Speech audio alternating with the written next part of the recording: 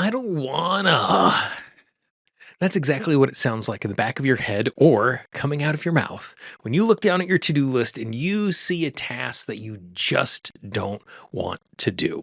Today, what we're going to do is we are going to talk about those tasks that we hate doing and how you can use tapping to make sure that you do those tasks more often, more frequently, and most importantly, you get them off your to do list. So you can move on to the things that you actually want to do. This is Monterastelli, and welcome to the Tapping Q&A podcast recorded live to tape from Williamsburg in Brooklyn. This is episode 654, originally aired March 19th, 2025. Hi, everyone. I hope this finds you well wherever you are and whatever time of day you're getting a chance to listen to this. Thanks for spending a little time with me today. Oftentimes, there are things in our life that we need to do. Some of them we even have to do. And they are just no fun. And so recently I was actually asked by one of my students, how do I tap on tasks that I don't like to do? And it's really useful and important for us to actually engage with this, even though it feels a little bit trivial, because there are tasks on your to-do list that if you are not doing them, what they're doing is they're actually taking space and energy, because every single time you look down, you see on the to-do list, you're like, oh, I can't believe I have to do this. This is something that is so much a part of our lives that whenever I teach an introduction to tapping, the example that I always use in my classes, I always say, think of a task that you hate doing. I do this for two reasons. Number one, when we are in a group setting, when we're learning something new, it's safe and it's comfortable to talk about the emotional resistance to making the bed or doing the dishes or whatever that particular thing is. Number two, I have never had a student say, well, there are no tasks around the house that I don't actually like not doing.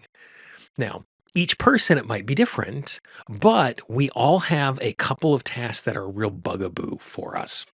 So what I want to do is at the beginning, I just want to talk a few minutes about why we don't like doing those tasks.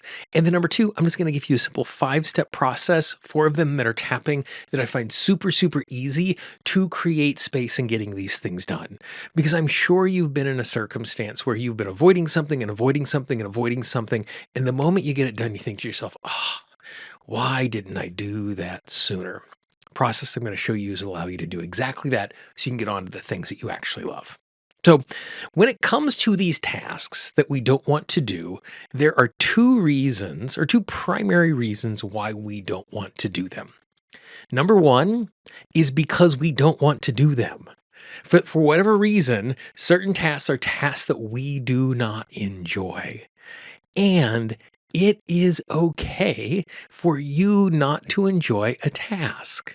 Sometimes, there is no deeper reason than I don't enjoy it, and that's okay. So that's number 1 to recognize. Number 2 is the underlying sense of anytime there's something we don't want to do, there is a have to waving finger that goes along with it. Because all of us at some point in our life, particularly when we were younger, had to do things that we didn't want to do. We didn't have control over our time. We didn't get to control when we eat. We didn't always get to control what we ate. We didn't get to control who we hung out with, when we came, when we left, because as small children, we were dependent upon the adults around us, and they created the rules to help us to navigate our way through the world, which meant there were lots of times where we were asked to do things or forced to do things that we didn't want to do and weren't allowed and get the opportunity to do the things that we did want to do. And so the moment there is something on my to-do list that I have to do because I have to get this done so I can get on with my day and get on with my life, whatever that is, immediately there is that young part of us that goes, I don't wanna. I don't have to do this. And even though I am the one that put the task on my to-do list, and I know it is a good and useful thing for me to get done, because it is something I don't want to do, it immediately makes me feel like I don't have agency and I'm having to do it. And there's a part of us that just wants to resist anything that we have to do. So when we recognize we are really battling 2 things, 1, the task is distasteful, and 2, it can be carrying this bag of I don't want to because I'm being forced to, These are the really easy steps that we work our way through. So, number one, we do a little tapping, acknowledging the fact and giving ourselves permission to not enjoy the task and feel that way. And so, I want you to think of one of those tasks that's on your to do list right now that you don't want to do. And I want you to tap along with me. If it's safe and it's comfortable, say the phrases out loud as we're tapping along. I recognize the fact I have to do this task. And it's a task that I don't enjoy. And I give myself permission to know I don't have to enjoy this task.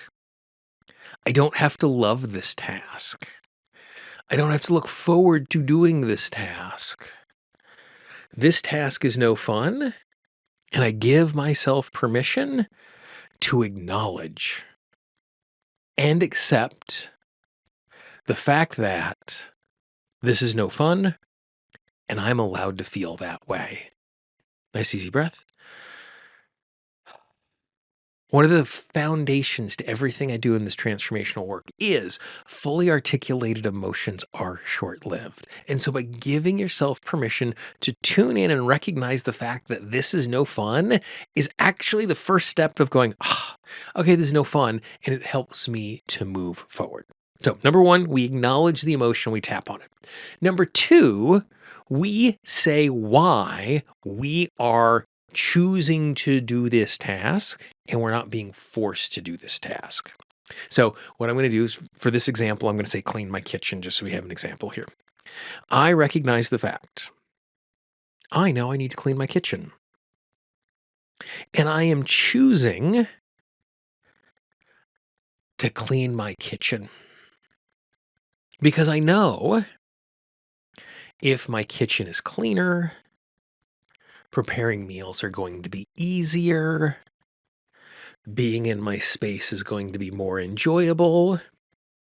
And by cleaning my kitchen, I'm going to make sure there aren't crumbs all over the place, which means that I am less likely to have rodents and cockroaches and ants.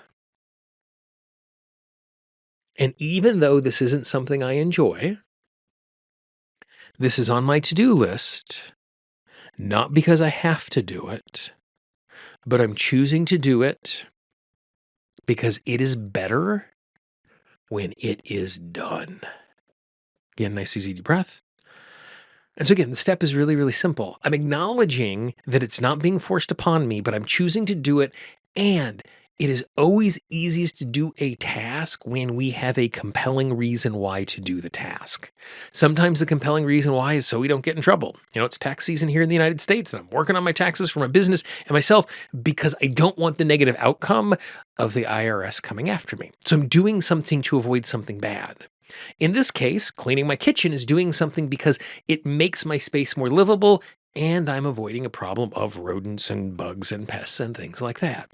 And so the moment we tune into the why of a task, it makes it easier. So much so, if there's a task on my to-do list that I really don't want to do, I'll actually put the why after the task. So every time I see it, I'm reminded like, oh, that's valuable. So step one, we acknowledge our emotions. We tap on that. Step two, we tap on the fact that we're choosing to do it. Step three is we tap on the fact we're going to do it one at a time, step by step, tippy top of the head. I give myself permission to know that it is possible for me to do this task a little bit at a time. And if I do this task a little bit at a time, before I know it, it's going to be done. Even if I don't love any of the steps, even if it feels tedious and boring, if I do it one step at a time, it's going to make it so much easier. Our subconscious mind tries to solve all the problems all at once. And there are many problems we can't solve all at once. I can't reorganize my office in a single step.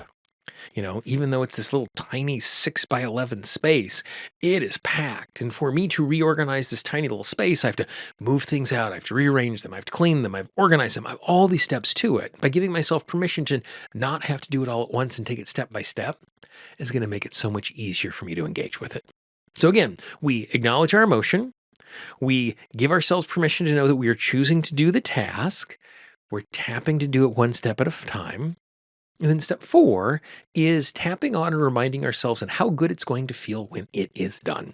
Tip top of the head and just move from point to point, tap with me.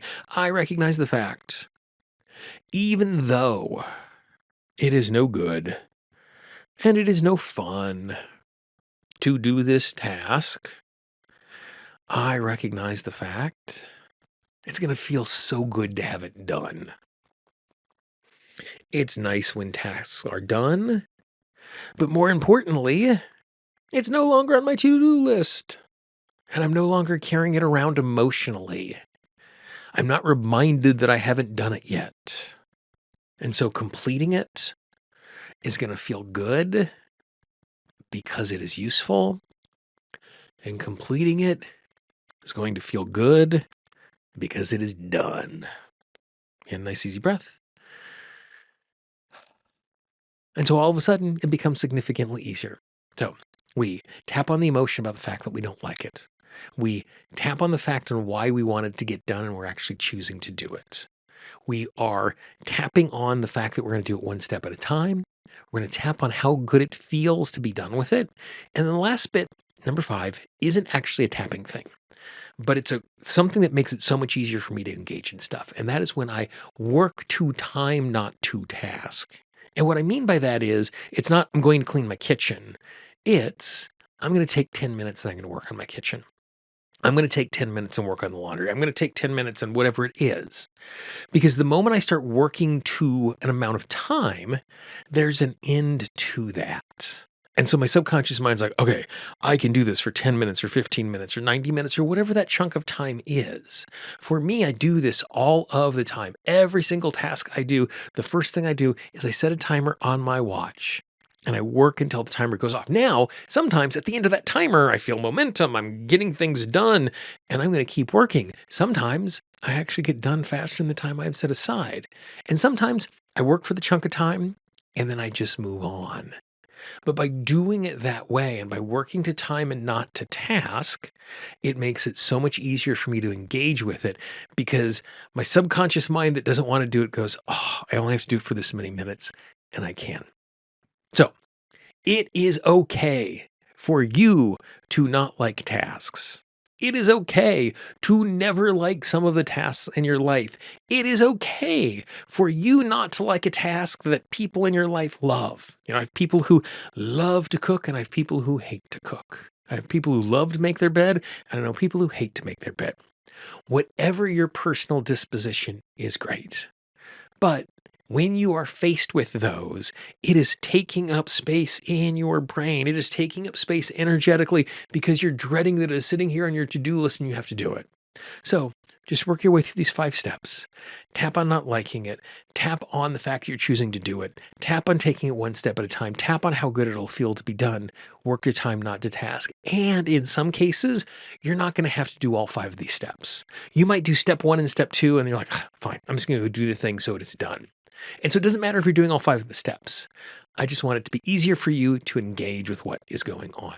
So that is what I do when I am in a circumstance where I want to do some tapping to make sure I can take on those tasks that I despise.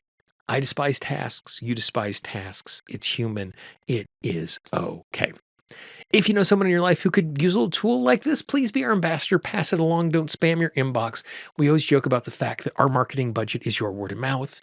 The highest compliment you can pay me and my work is recommending this to a friend. So if there's someone in your life who might appreciate something like this, pass it along.